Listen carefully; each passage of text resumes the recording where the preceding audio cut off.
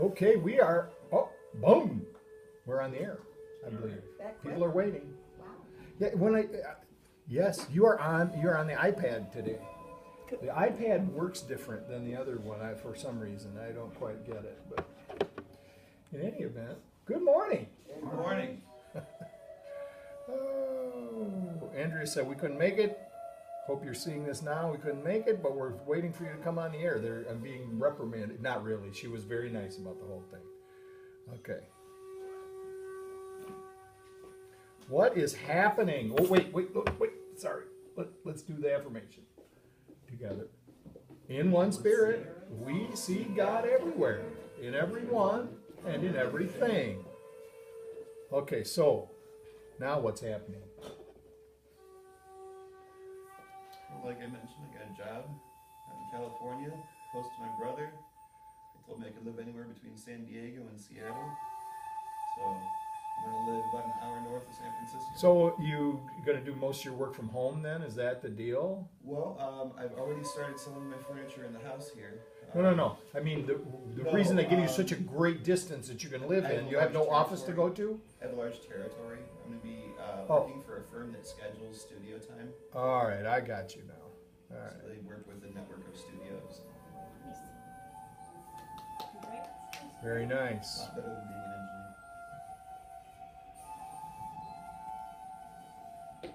engineer. Yeah. Had my first bike ride of the year yesterday. Oh, it was right too, wasn't it? Very nice on the bike. Very perfect. I got nice and muddy. I won $50 in the Mega Millions. Yay, That's good. go gambling. Did you just say you won $50 in the Mega what? The Mega Millions. In Mega Millions, won $50. Yeah. And they disrespected you so bad. It's better than nothing. How much did you spend? I was spending $5. $5. Yeah. Okay. Well. So what did he say? What did the?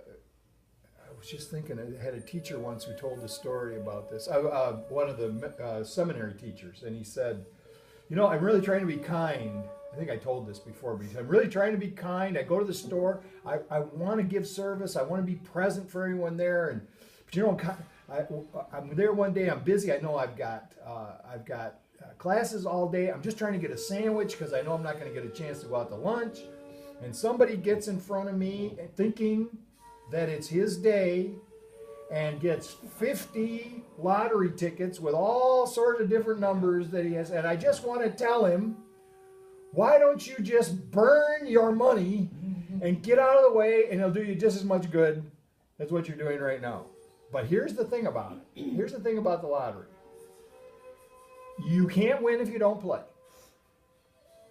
That's true. Nobody can win if they don't play. And I believe if you look at it like it's just a little bit of entertainment, you know, you're going to anticipate the drawing and all that kind of stuff. It's kind of exciting. The problem is you get caught in delusion. You get caught in delusion. You get caught in the fantasy of what you're going to do if you actually win. That's probably, even though it may seem enjoyable, maybe I'll talk about that a little bit later. But the other thing about it is that I remember somebody used to tell me that they prayed. I know I told this before. Somebody used to tell me that they prayed before they get their lottery numbers. And I said, well, if you prayed and you had faith, then you only need to buy one. Because you're praying for the number, right? You see, There's the only problem one winning was, number. I got an app on my phone and it's a $5 minimum, so that's what. There you go. So that's All right. what it is. So, But yeah, I was happy. so $5, 45. Had a job interview Thursday for a treatment center in Wisconsin. Nice. Hoping to get the job. oh, Yeah, what network of treatment center? oh, this is today I don't care. We're having review day today. This is the way now. It's a little bit overcast, but still it's pleasant outside. You go out and play games, and this one's about God playing games with you. Not testing games, not mean games, but here it is. You're it. God, disguised as myriad things and playing a game of tag,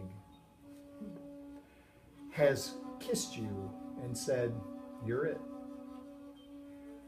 I mean, you're really it. Now it doesn't matter what you believe or feel, for something wonderful, something major league wonderful is someday going to happen. Okay. Anybody need to be added to the prayer list? Mike.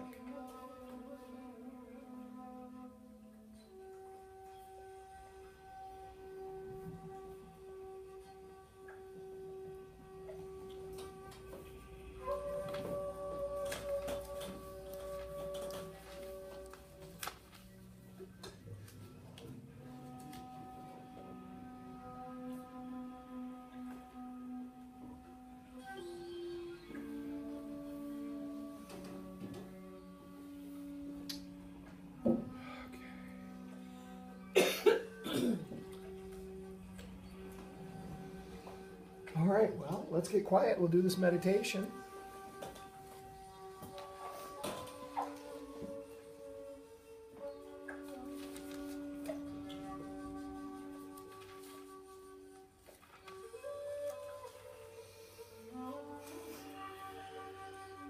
Just relax right where you're at. Focus on the breath.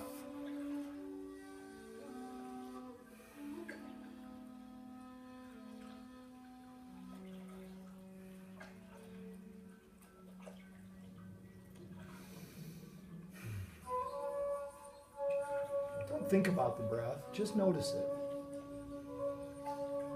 Don't try to change it.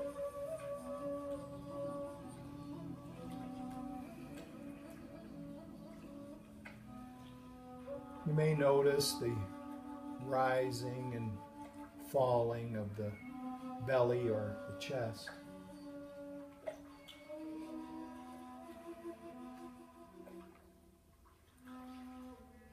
Or you may notice the breath at the nostrils. That it comes in a little cool and leaves a little bit warmer.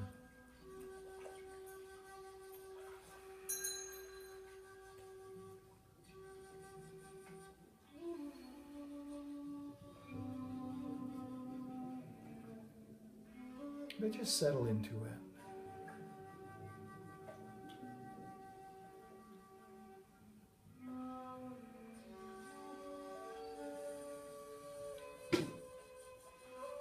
And for a moment, allow my words to be your words.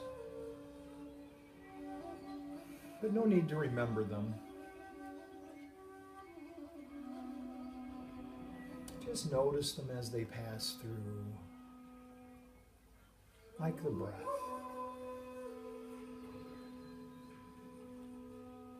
I'm sustained by love. I'm sustained by the love of creation.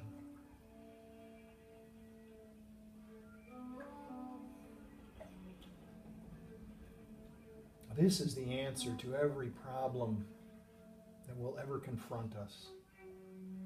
Today, tomorrow, throughout time. In the material world, we may believe that we are sustained by everything but creation, by everything but God. Our faith is placed in the most trivial and insane symbols. Pills, money, protective clothing, influence, prestige, being liked, knowing the right people, an endless list of forms of nothingness that we endow with magical powers.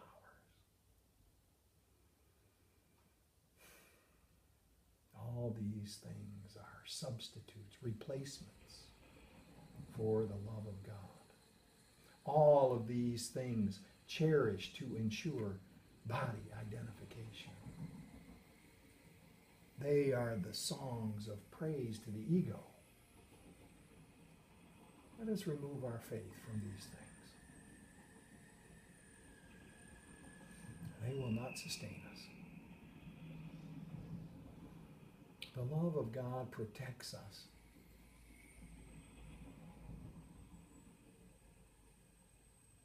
The love of God protects us in all circumstances.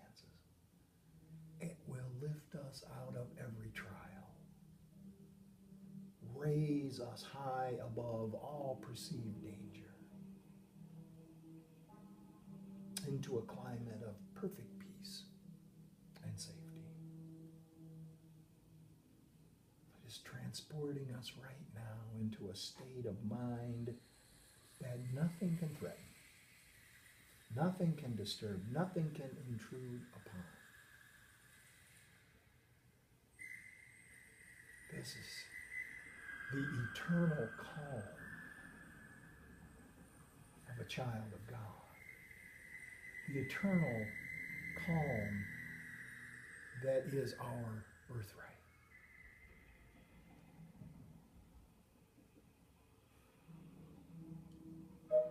Illusions will continue to fail us. So right now we decide to put all our faith in the love that is within us. Eternal, changeless, and forever unfailing.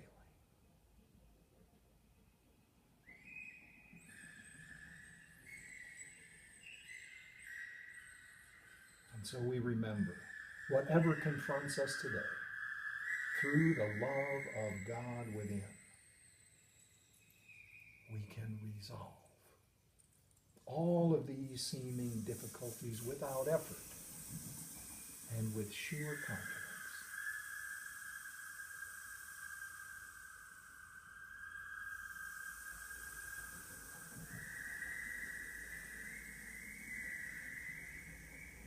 This is the kingdom of heaven.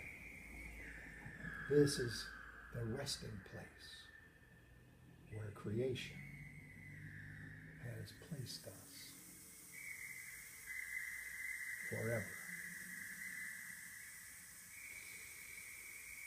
And we say amen and amen.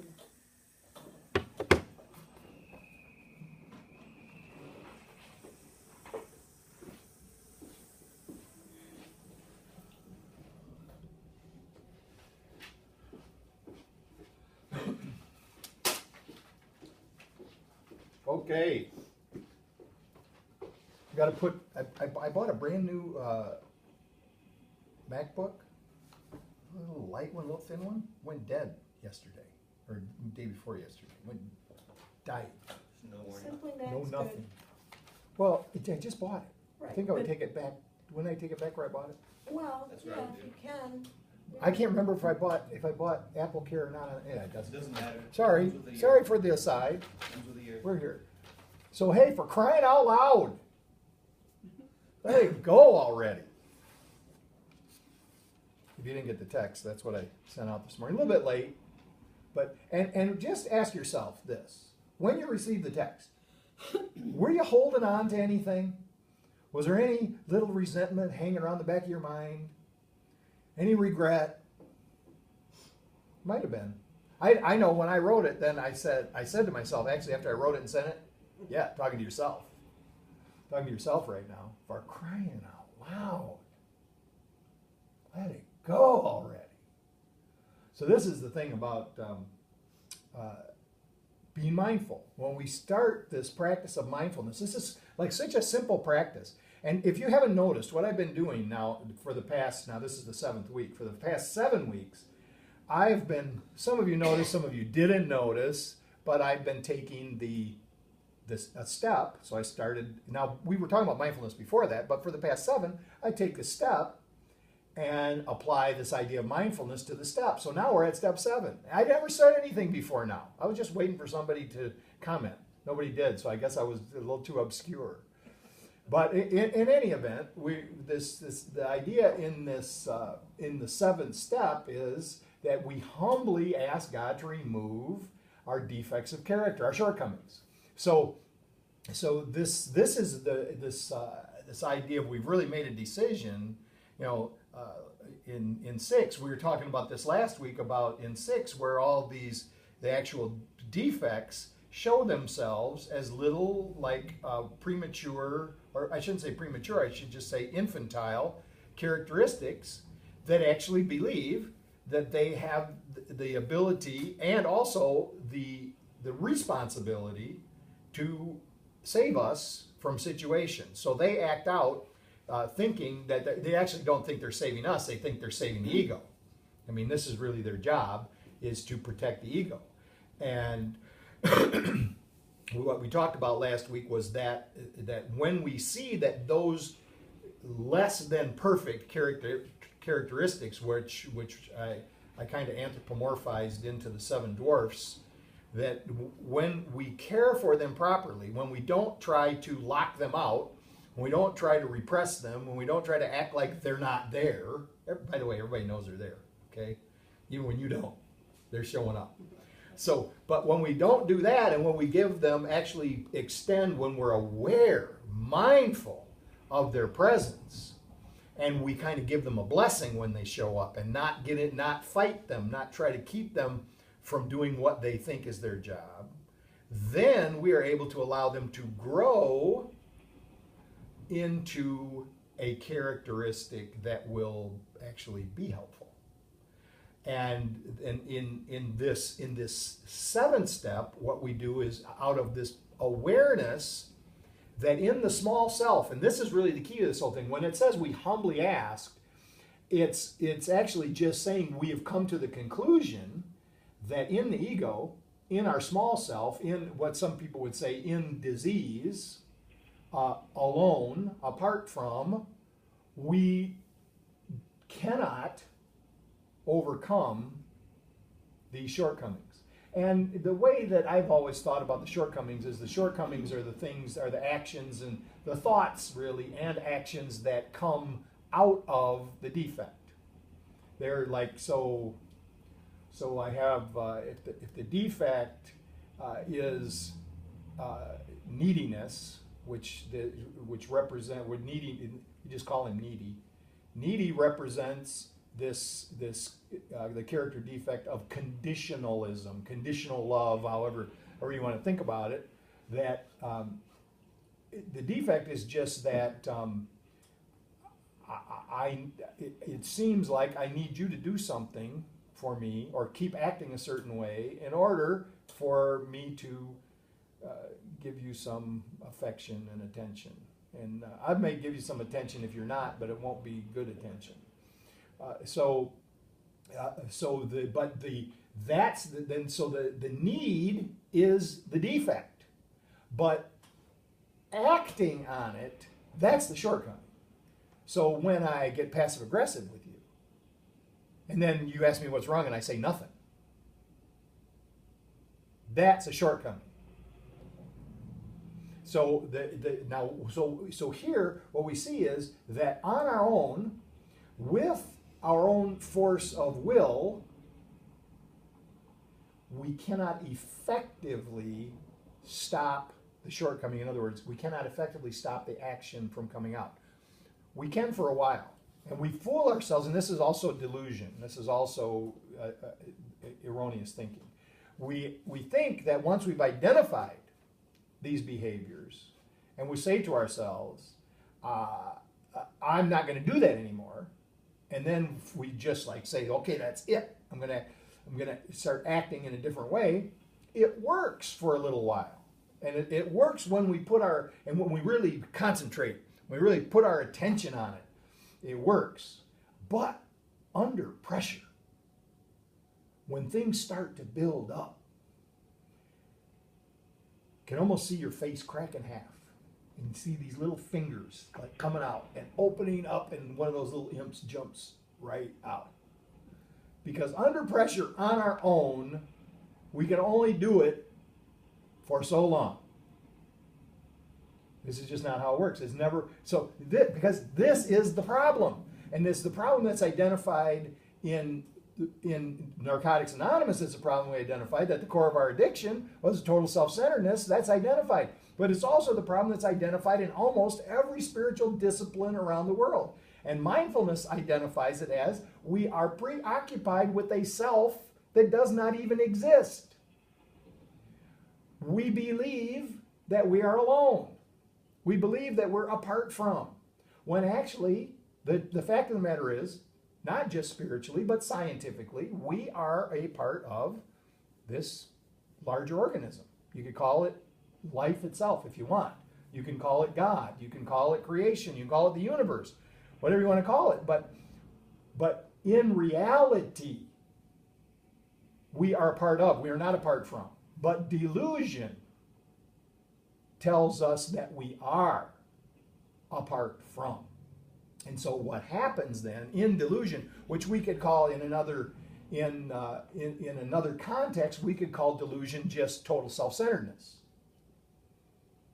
which we've already identified as the core of the disorder. So delusion, so here's what we get. We're afraid because we think we're alone. This fear is generated. There's only fear and love. This is what the Course is telling us. There's only fear and love. When we feel like we are a part of this larger organism, when we are aware of our part in the larger organism, we have a sense of love. We extend service because we know that it is fulfilling for ourselves, as well as helpful to the rest of the larger organism.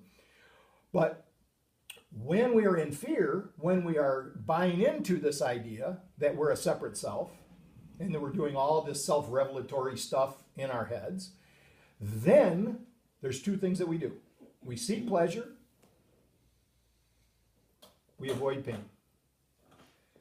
And the delusion, which is the third part of this thing, the delusion is the mental process that keeps rationalizing and justifying the first two. So, and they feed on each other. They feed on each other. And so these shortcomings arising from those 7 character defects, these shortcomings just kind of spill out into our life. And as they do, they encourage more. Because when we do it, then the first thing that happens, delusion comes in. The first thing that happens is we may regret. We may regret that the shortcoming came out. And if we're on top of things and we're really paying attention, we can short circuit it right there and make an admission. Oh, I was wrong, right? And then that makes it better. But until we actually get to the place where we realize that allowing the ego to operate on its own is always going to cause suffering. Suffering, living in the ego makes us live a life in which suffering is just embedded in the experiences. The Buddhists call it dukkha. Dukkha. And it means that it's not just suffering, a simple suffering that you identify, okay, I'm kind of suffering right now, I'm in pain from this or that situation. Dukkha is like interwoven into the life experience, and you'll find it everywhere when we're living from that ego point of view. So the way out of this is to be mindful of what's going on, and then to be in this kind of surrendered state where I've come to this, I've come to the conclusion that I thought I came to the conclusion in the first step that I couldn't do this by myself. But so I need help other than the help of this small self.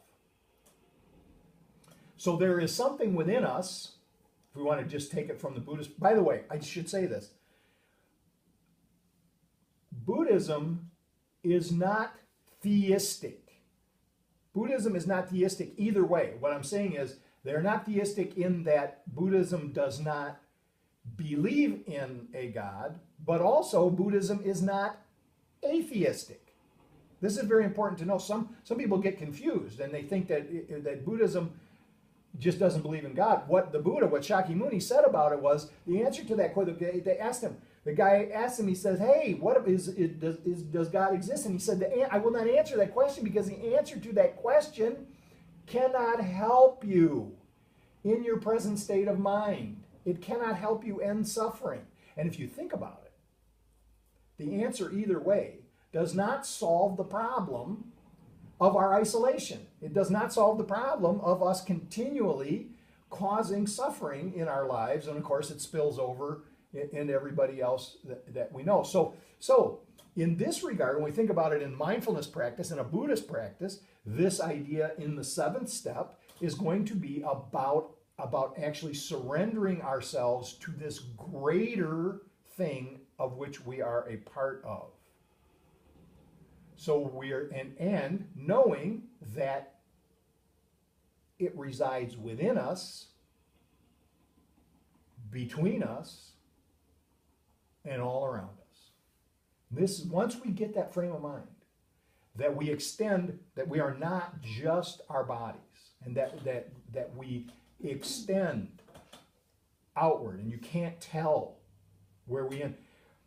One of the issues in Western philosophy, and one of the things that we have a tendency to promote, is individualism and individual success. And I'm not here to say that that's just like totally off base, but I am going to say that it is very much a cause of suffering that is unnecessary, because we could actually have just as much success, maybe more, if we started cooperating. Just saying. So I want to relinquish the ego identity. I want to stop. I want to stop being identified with the ego.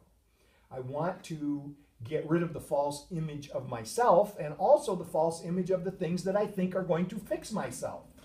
I want to, because what's going on is, when I put attention on the material world, it is very easy to establish a false view of myself and what is important. So what we have found, that we are actually worshiping the things that we believe are going to bring us pleasure. We put our attention on those things. We worship the things that we think are going to bring us some kind of better status. Our efforts on getting more of anything that promises pleasure, because previously we have been confused about our identity. We've been confused about who we are. But we begin to see things more clearly when we start getting quiet. This is like the most important precept of mindfulness. And we try to make it way too complicated. The idea is just pay attention to what's going on. Stop trying to run away from it. Just whatever's going on in the moment, just stay there. There's some very easy exercises that can get us like in the morning when you take a shower. This could be like the first thing if you take a shower in the morning. Put the water on like hot, like not so hot that it's burning you, but hot, and just focus on what that feels like.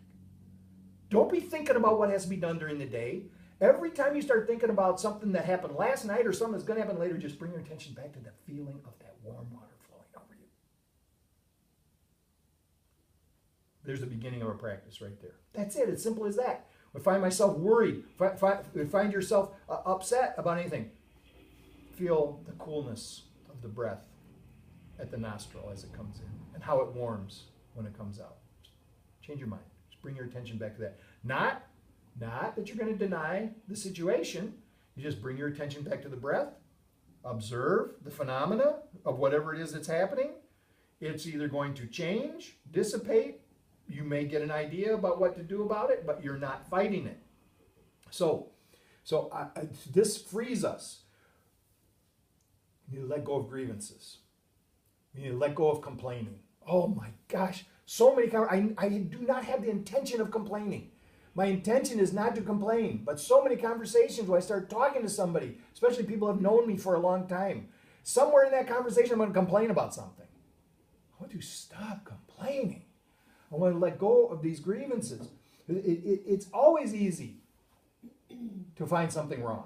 It's always easy to judge others and to judge situations as negative because we have what's called a negative bias. It actually comes from our evolution.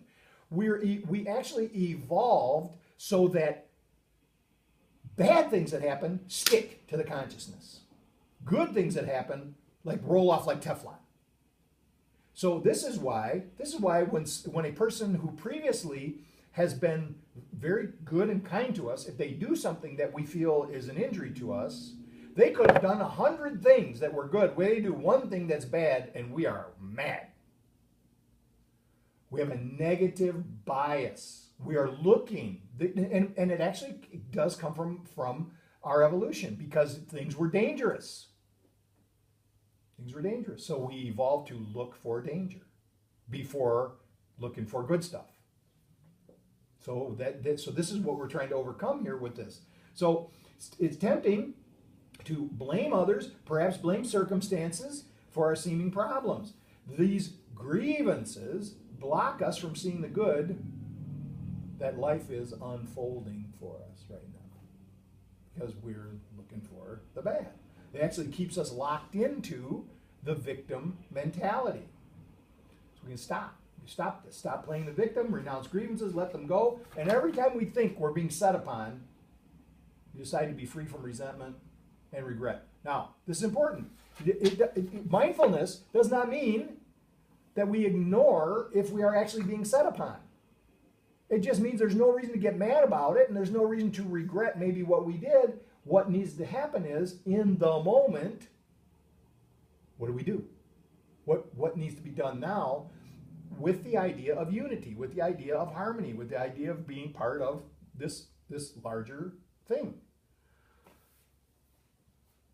And I say, it takes we have this willingness to let go of these things that have caused harm to us and to others, and we make the release. We take a moment and think about, and I really like to think about this. I tell myself this like the seventh thing I tell myself in the morning. I release all dis-ease, disorder, dysfunction in my mind and body. And what I'm saying when I do that is I just don't want to, I'm not trying to hold it to myself. I notice, and then I want to let it go. So all bodies are subject to illness. Now, I believe that we've got a whole lot to say about it. I believe we've got a whole lot to think about the illnesses that come. But all bodies are subject to illness. It's the way we design the bodies and the world. So it happens from time to time. So this is just a matter of acceptance. Acceptance with awareness, right? But it doesn't mean that we have to nurture the illness. We want to nurture the wellness. So mindfulness leads us to health and wholeness by allowing awareness, acceptance, and action then to do their work. If we need healing, then we take time first, we accept without denial. This was a deal when I first started doing this new thought. They said it's all in your mind anyway. And so if I did get sick, I thought I'm a terrible student. I should have learned how to do this by now. What's wrong with me? And so I would go into denial of being sick. But this is not helpful. So first, for the most part, denial, to deny that something has power over us, that can be a good thing. But to deny the present experience will never be a good thing. So if we're in need of healing, we can take time to accept without denial, and then visualize any sickness leaving the body without hate. So I feel bad, I'm having some suffering, but I do not want to burden my mind further with thoughts of hating the sickness. I think it makes it worse. So I don't want to hate the microbe or the virus. I just want to ask them to move out of the body. Get out of here. Go bless someone else. Oh no, wait, I wasn't supposed to do that. Oh, I'm sorry. So I don't even want to think about harming them in any way. Though perhaps some medication I take may harm them. I don't want to think about that. I'm not thinking about that's not my intention. I don't want to fear them. I don't want to fear any kind of disease. I want to extend love to it, right?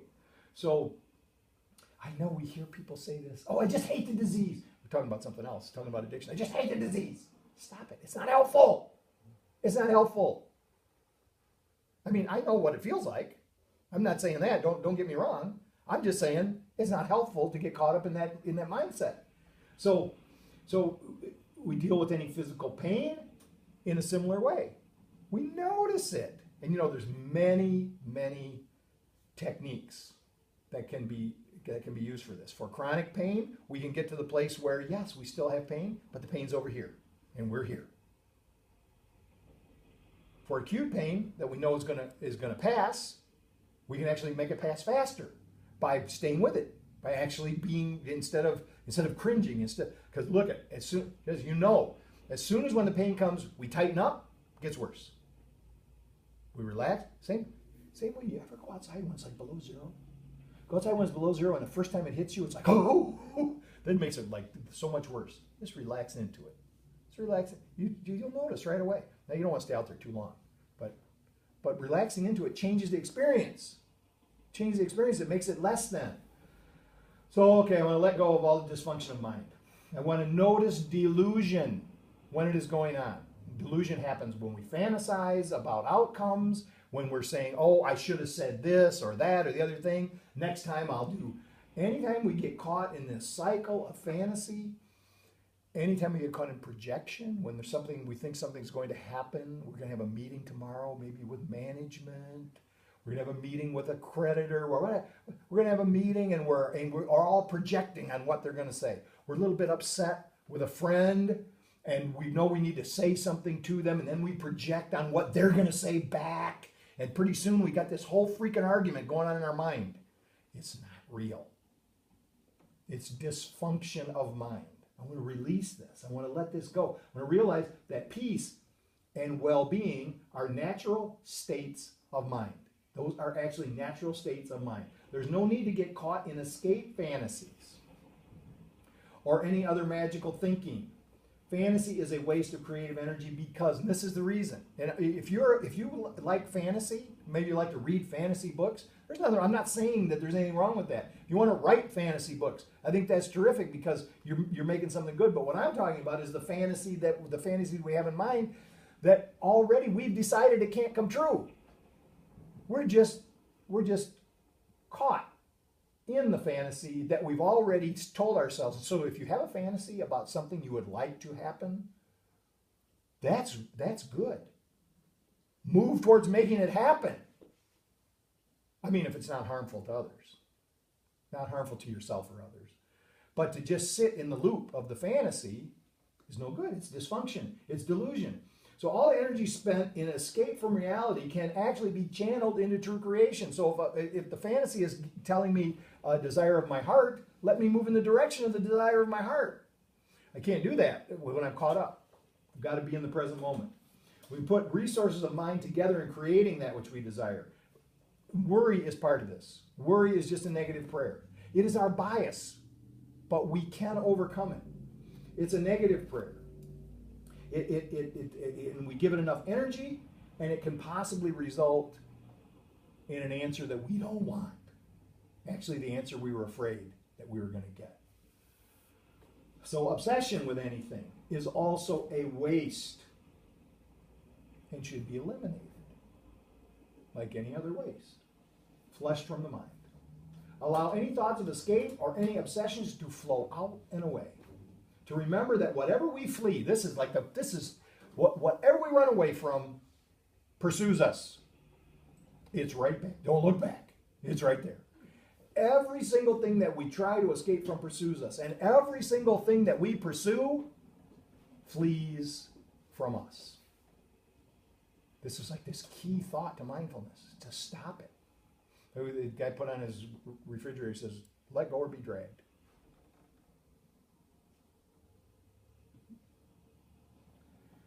Remember, we really have nothing to escape. is that we're part of the universe. The universe is abundant. So we're part of an abundant universe. That abundance is ours. If we can get ourselves in the moment, if we can be mindful. Finally, I'll just end with this. I've gone longer than I wanted to go. We want to invite this change. We want to there are some changes that I would like to make. And we all have them. I think we all have some changes that we would like to make. And we all want to live a prosperous life, full of good things. And all of us really, even though this has some negative connotation, we all really want to live up to our potential. I mean, we may have been told throughout our life that we're not. That may be an issue that we want to address. But the fact of the matter is, we all want to do that. And the reason is that there's a calling within us. That which is within us wants to express, and that which is within us is our potential, and it wants to come forth. So we really want these things. We want to eliminate the negative aspects of character and habits. And these are things that the ego cannot do. The ego cannot do. The ego promises all these things and cannot deliver because it gets caught up. We must have help and guidance in these matters. Spirit is our inner guide. We have an inner guide. It stands ready to help. So we can invite it in. So we can make a commitment to allow goodwill to change our minds and transform our lives. We can open ourselves up to the presence of love. We can be willing to be cleansed of negativity, to see ourselves going forth from here, to see ourselves as being a clean slate in the hand of creation, to be transformed by the power and presence within us, between us, and all around us. That's enough. Thank you.